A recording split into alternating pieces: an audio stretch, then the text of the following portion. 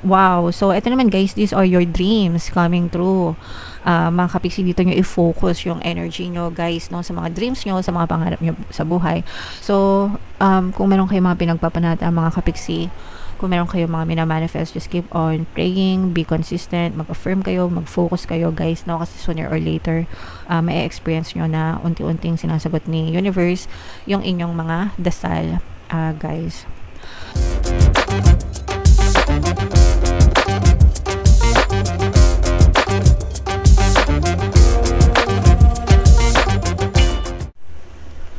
Hello guys, hello Leo, welcome back to Pinoy Pixie Tarot. Ang pamagat ng episode natin for tonight is monthly check-in para ngayong February para sa Leo, Sun, Moon, Rising Sign, and Venus. If in case guys na hindi kayo naka-resonate dun sa monthly reading nyo for February, pwede nyo panoorin to guys, baka nandito yung energy nyo. So, unahin natin tong deck na to guys. Ito yung mga angel messages para sa inyo or yung mga paparating sa inyo guys ngayong February.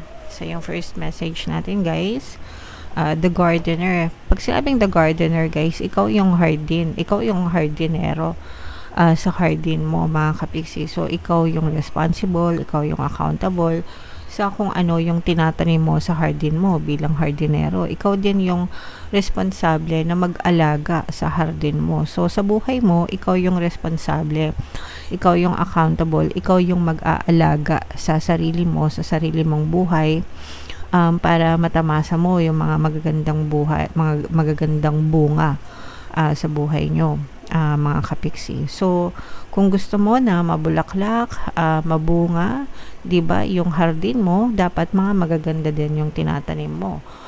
At inaalagaan mo dapat sila. Ganun din sa buhay mo, guys. Kung gusto nyo ng masagana, masaya, mapayapang buhay, dapat yun din yung tinatanim nyo sa buhay nyo. So, paano nyo yan gagawin, guys? Sa pamamagitan ng isip nyo, mga kapiksi, yung mga isip nyo, yung mga action nyo, yung mga habits nyo, yung mga patterns nyo, yung mga ugali nyo, no? Lahat. Overhaul yan, guys, no? Overall, overhaul. Dapat lahat ng ginagawa nyo is maganda, and iwasan nyo yung magpakanega mga kapiksi, kasi yung nega, yun yung mga bulok, no? Yun yung mga bulok na pananim, yun yung mga damo na sumisira sa mga pananim, di ba? So, isipin nyo na ganun, yung mga negative energies, yun yung mga sumisira sa pananim nyo, yun yung sumisira sa buhay nyo. So, make sure guys na palagi mag-focus sa positive, sa magaganda, para yun din yung anihin nyo sa inyong buhay, Leo. Alright? And yung next message naman natin, mga kapiksi, buksan na natin yung ating ilaw kasi medyo madilim na yung ilaw sa labas. Yung liwanag ng araw. Palubog na kasi. Anyway, so yung next message naman natin is yung worthiness nyo, yung halaga nyo, yung value nyo guys. So, ibig sabihin nito, for some of you guys, parang natututo na kayo na appreciate nyo na guys yung totoong value nyo sa buhay nyo, mga kapiksi. Hindi na kayo basta-basta nagpapaabuso, nagpapagamit. Marunong na kayong mag-set ng mga boundaries guys, and marunong na rin kayong rumespeto sa sarili nyo. Vina-value nyo yung tunay nyong halaga guys. Okay? And another message, ito naman ay sa relationship mga kapiksi, no? So, kung kayo ay in a relationship na with a specific partner or person, ibig sabihin very much compatible kayo nitong person na to. Maganda yung inyong compatibility rate. Ibig sabihin nagkakasundo kayo most of the time mga kapiksi. Okay?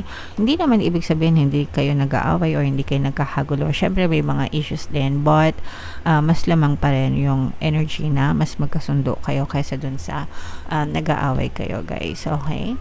Alright. So comment down below if feeling nyo naka-resonate kayo dyan Leo. So, shuffle natin to guys. Ito naman ay sa love, no? Sa romantic relationship. Tingnan naman natin yung mga mensahe sa inyo ng inyong person. So, iba-iba kayo ng mensahe guys, kung ano lang yung makaresonate kasi iba-iba kayo ng sitwasyon sa buhay din, sa love life. So, yung first message sa inyo, Leo, we both know I'm not the one for you. Okay, so para sa kanya, alam mo na hindi siya yung tamang tao para sa inyo. Pwedeng ano to guys, no? Pwedeng bawal na relasyon, yung mga affair, ganyan. Syempre, kapag affair, bawal talaga yan. Hindi talaga kayo pwede mga kapiksi o kaya naman, pwedeng marami kayong differences, no? Pwedeng magkaiba kayo ng lahi, magkaiba kayo ng mga belief, mga paniniwala, relihiyon, cultural beliefs, ganyan. So, parang nagiging dahilan yon, no? Para sabihin na hindi siya yung tamang tao para sa inyo, or pwede rin na baka against yung inyong mga parents, mga magulang, family, ganyan sa relationship nyo mga kapiksi. Alright? So, yan yung isa sa mga message niya for you guys. You don't know how hard it was to let you go. So, para sa inyo, most definitely guys, no, ito yung mga relationship na hindi nag-work or hindi magwo-work. So, pwedeng naghiwalay kayo or hindi talaga kayo magkatuluyan. Pero para dun sa person mo, hirap siya na bitawan ka. Mga kapiksi, hirap siya na i-let go ka. Kahit na sabihin na, kunwari, hiwalay na kayo ngayon, pero parang hindi pa niya yun masyadong tanggap, hindi pa masyadong nagsisink in sa kanya, mga kapiksi. Pero nandun na siguro siya sa proseso na somehow tinatanggap na rin, pero naghihirap yung kanyang kalooban, guys. Okay? Para sa kanya, ikaw, no, you came closer than anyone. Ikaw yung pinaka-importante, pinaka-naging malapit sa kanya, pinaka-valuable. So, itong worthiness na to, guys, no, alam niya din yung value mo. Diba sabi ko nga sa inyo, for some of you, nakikilala mo na or nare-realize mo na yung totoong value mo. And para dun sa person mo, alam niya din yung totoong value mo, mga kapiksi. Okay? Alright, so yan yung mga mensahe sa inyo ng inyong person, guys. So, shuffle natin to. Hanapin natin yung energy ng Leo. Habang sinashuffle ko to, guys, panoorin nyo muna yung video natin regarding sa ating paano mag-manifest ng abundance video course. Kapiksi, sawa ka na ba sa mga struggles at hirap sa buhay mo? Masipag ka ba at masikap sa buhay ngunit hindi ka pa rin umaasenso? Ilang beses ka na bang nag-attempt magnegosyo at mag-invest pero palagi ka pa rin nalulugi? Sa pagkakataon na ito ay maaaring may subconscious beliefs ka na nagiging balakid sa iyong pag-unlad at pagyaman. Introducing, paano mag-manifest ng abundance video course. Dito ay matututunan mong ma-overcome ang mga balakid mo para tuluyan ka ng umunlad, umasenso, sumagana, maging matagumpay, successful at maswerte sa iyong kabuhayan, pera, trabaho, negosyo sa lapi at kaperahan ng bonggang-bongga. Dali, mag-send na ng email sa pinoypixitaro@gmail.com at simulan na ang iyong pagyaman ngayon. Alright, so sa lahat ng gusto mag-avail ng course, guys, meron tayong paano mag-manifest ng abundance video course, paano mawala ang third party at magkaroon ng harmonious na relationship, paano pabalikin si ex, revise breakup. Sa mga interesado, guys, mag-send lang kayo ng email sa pinoypixitaro@gmail.com. And sa mga naghahanap, guys, ang pampaswerte na lucky charms, yung lucky bracelet, aventuring, tsaka sa guys, may makikita kayong mga link sa description box. So, Leo, kayo ay represent ng Queen of Wands. Kung ano lang yung makaresonate, guys, take that message kasi hindi lahat mag-resonate sa inyo. So, ito guys, yung energy nyo for your current self is medyo mas, ano kayo ngayon, mas mahinahon, mas composed, mas mature. For some of you, parang hindi kayo masyadong brutal. Inaalagaan nyo yung energy nyo, you protect your peace, mga kapiksi, and parang mas vinavalue mo yung sarili mo right now, okay? So, yun yung, kumbaga parang hindi mo na inaaksaya yung energy mo sa mga walang kwentang tao, bagay, sitwasyon, knowing na it's just a waste of time and it's just a waste of energy, and mas nagfo-focus lang kayo sa sarili nyo, guys, okay? Alright. And yung next na message naman, guys, ito naman yung theme of the month nyo. Ito, guys, kung kayo ay nagbabalak magnegosyo, no? Parang mas ina-establish mo, it's either mas ina-establish mo or gusto mong makapag-build na something na established ka. So, pwedeng negosyo negosyo or sarili mong brand, or kung sa trabaho naman parang mas parang pinapaganda mo yung performance mo sa trabaho, pinapaganda mo yung pangalan mo, no? Yung mga ganun. Pero this is more on parang mas nagiging goal-oriented kayo ngayon, no? Kung meron kayong specific goal, guys, parang doon mo binuboost yung energy mo kasi gusto mong maitayo ng matibay yung pundasyon na yon, mga kapiksi, kung ano man yung particular goal mo right now. Yung key goal na gusto nyong i-pursue, ito guys, this is all about you, no? Sabi ko nga sa inyo, parang pinapaganda nyo yung pangalan nyo, you want to feel better, you want to feel good, and parang gusto nyong makilala kayo ng ibang tao, makita nila yung strength nyo, makita nila yung kakayahan nyo, mga kapiksi. Gusto nyong sumakses,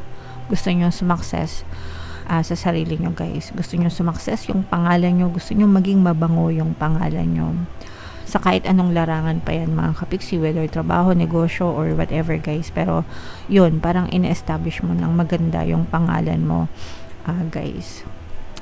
And ito naman, guys, yung mga obstacle na kailangan nyong ma-overcome. Huwag kayo masyadong magmadali, no? Especially if mayroon kayong mga goals, mga dreams, mga ambisyon. It's okay lang, guys, na mag-ambisyon tayo, sa buhay natin. Pero yung wag tayo masyadong magmadali, wag tayo masyadong magpadalos-dalos, guys, okay?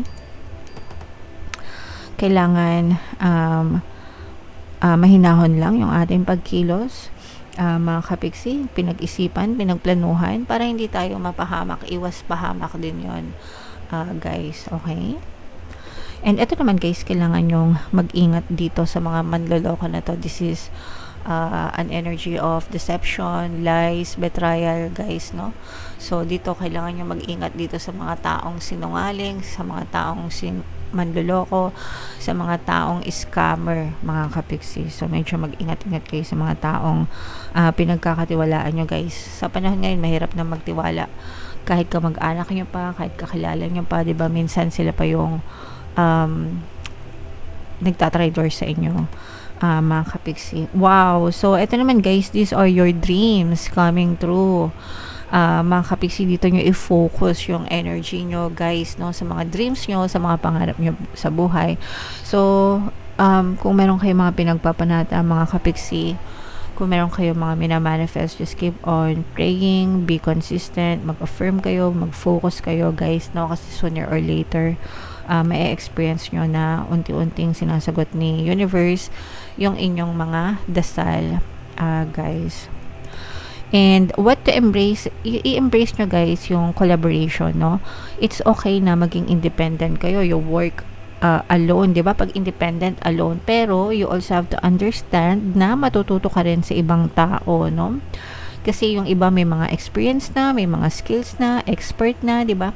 So, kung kailangan mong matuto, guys, huwag kayong mahiya na mag-reach out sa ibang tao na pwedeng makatulong sa inyo. So, mag-join kayo sa mga communities, sa mga events, di ba?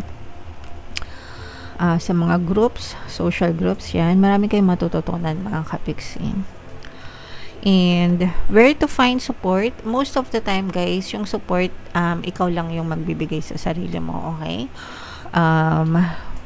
Kasi especially kapag medyo success na kayo, guys, kasi mapapansin mo na imbis na supportahan ka ng ibang tao, parang sila pa yung hihila sa'yo pababa dahil sa inggit, no?